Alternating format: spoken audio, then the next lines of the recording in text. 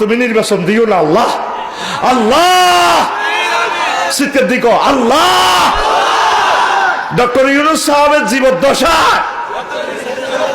এই বাংলার জমিনে নির্বাচন দিও না। এই নিয়ামত তুমি আমাদেরকে দিছো, এই নিয়ামত তুমি চিনে নিও না আল্লাহ। আল্লাহ তাকে নেখায়াত দাও।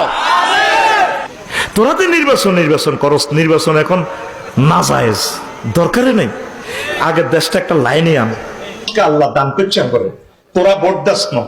আল্লাহ বিপ্লবের মাধ্যমে এটা নির্বাচিত সরকার কে তোরে নির্বাচন দিব? What is revolution?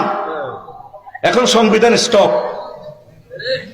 আগের সরকারে যেহেতু রাষ্ট্রপতি আছে, সব আছে, এখন বিপ্লবোত্তর সরকার হিগেছেন, তাই গেছে গা বাদ বাকি পূর্ণ মেয়াদ উনি নিয়া তারপর রাষ্ট্রপতি নির্বাচন কল করব।